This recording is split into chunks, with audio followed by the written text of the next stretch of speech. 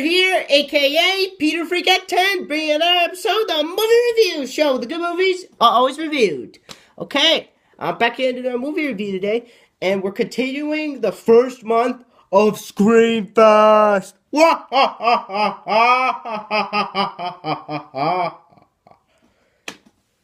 And now today I'm going to take a look at a film that seems to be ignored by a lot of people, and that's mostly because it looks like another film, but in reality, it is kind of like that film, but in a way, it really is. It really was done before that particular film. And it's a film that I didn't think I was gonna like. However, after watching it again, I can clearly say that it is a well-made film. And that film is none other than Critters. Now, I'm sure a lot of you have heard of this film, and for those who haven't, what hole have you been living in? Now, Critters was a film made back in 1980 something.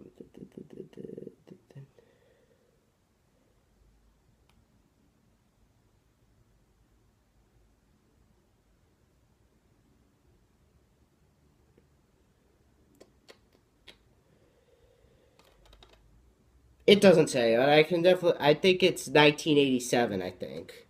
I'll look it up after this video. But it was directed by Stephen Herrick, and when this film came out, it was regarded as a Gremlins ripoff, because the film kind of looks like a lot like Gremlins, and they have a little bit of a resemblance to Gremlins. Which is a little true, but between the two, I would definitely say Gremlins would be the better choice. But Critters is good in its own way. So in a way, I like them both the same way. But anyway, I'll get into why later. The film stars Dee Wallace Stone. You might remember her from The Howling, and she was also in E.T. She was also in what else she was in?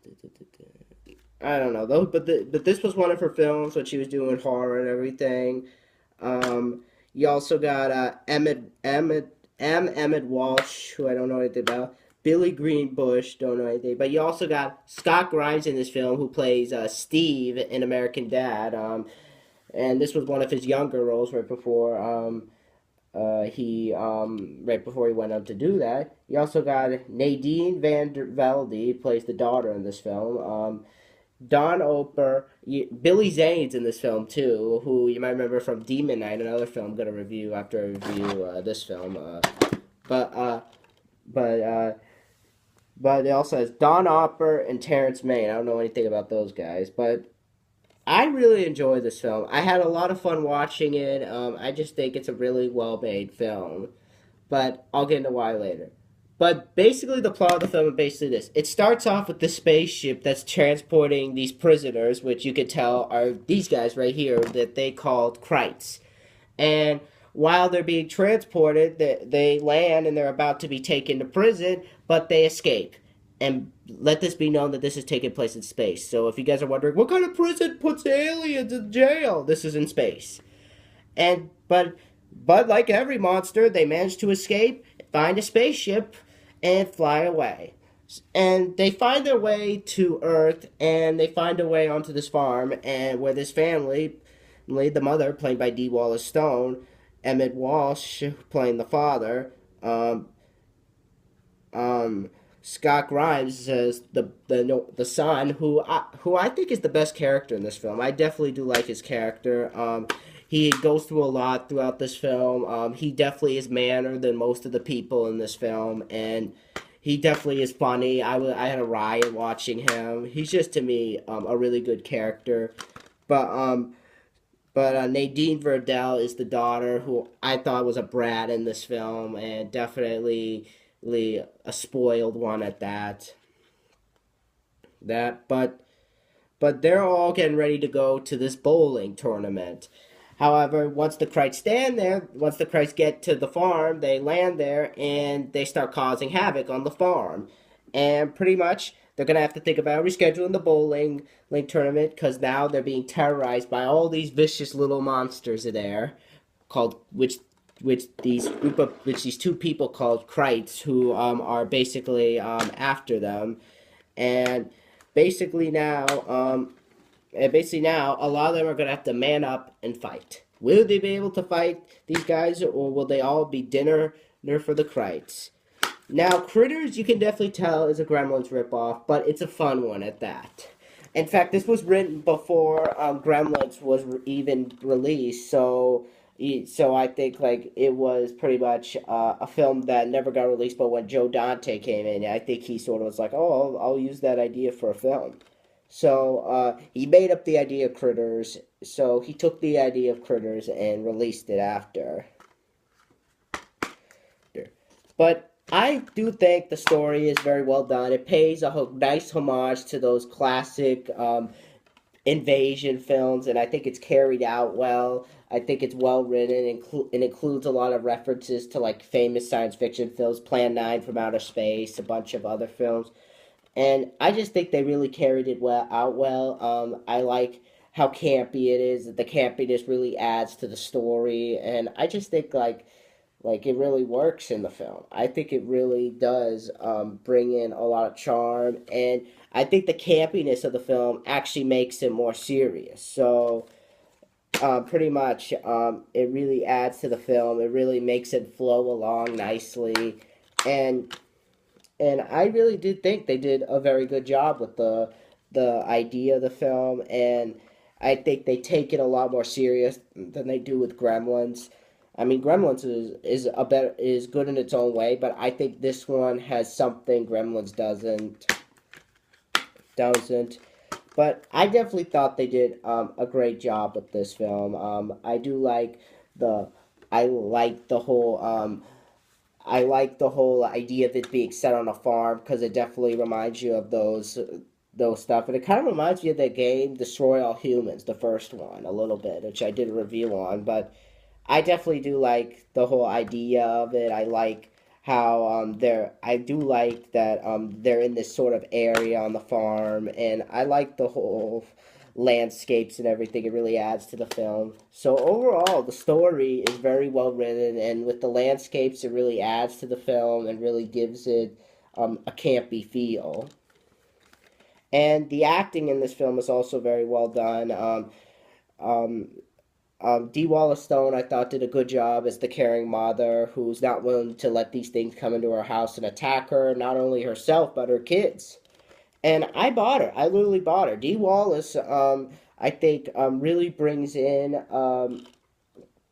the caring, motherly, lovable side that I've seen from her in a lot of films like E.T. and The Howling. Well, she wasn't a mother in The Howling, but you get my point in E.T. But definitely thought she worked as the mother, and I definitely thought that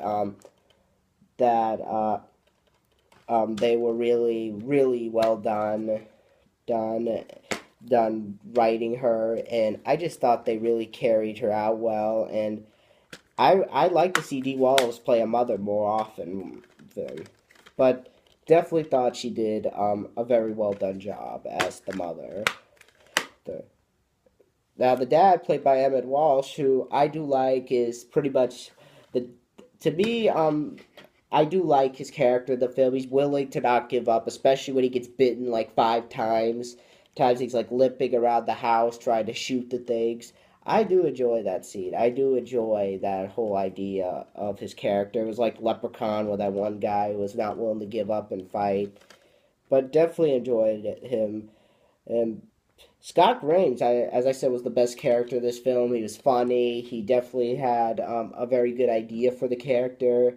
And I definitely think his acting was very well. And for an early film, I thought he did a very good job.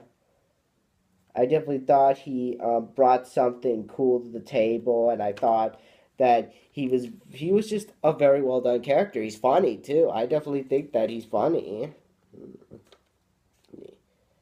So definitely a very well thought out character. I mean, you feel sorry for him at the beginning, like because he is a brat at the beginning, but you could tell why. He's a little kid, basically. Basically, and it reminds me of myself when I was little. So I do like him in this film and everything. There we go. But anyway, I do like his character in the film. I think he was well written. He wasn't like the heroine of the film. That would go to Nadine Van Velde. She was annoying as heck. I did not like her role, and I just felt like she was useless, very generic, just all around, just a very, very spoiled character. But that's one con I gotta say about the film. There's just two I gotta say, but I'll get into the second one later. But the other actors do their jobs well. I love the two bounty hunters that come after them at the end. I love the scene where they blow up the house at the end, like when they're with these big guns and they start shooting up the house for the Kreitz. One's in the toilet. They blow up the toilet too. I love that scene. That was an awesome scene. I do love that whole scene. There they are in the back right there. There's one of the crews there. And I do like them. They are funny. I definitely think like they are very well done.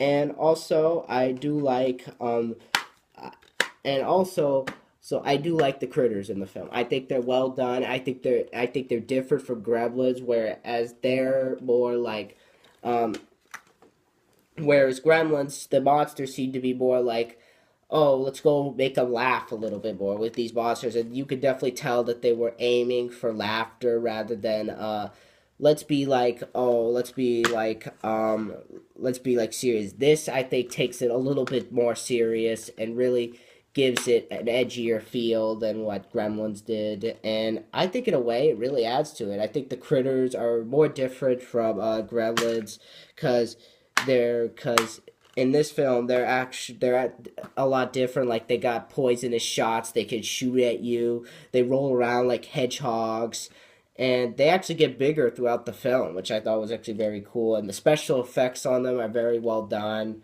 And and believe it or not, despite this being PG-13, there is a little bit of blood in this film, and I do like that. I do like some of that. And I think it works. I think it really does work and I think they were really well done, especially for a 1980 horror film. And I just think like it's a very, very well done special effects. Like definitely well thought out, and you could definitely tell this guy had experience with special effects before.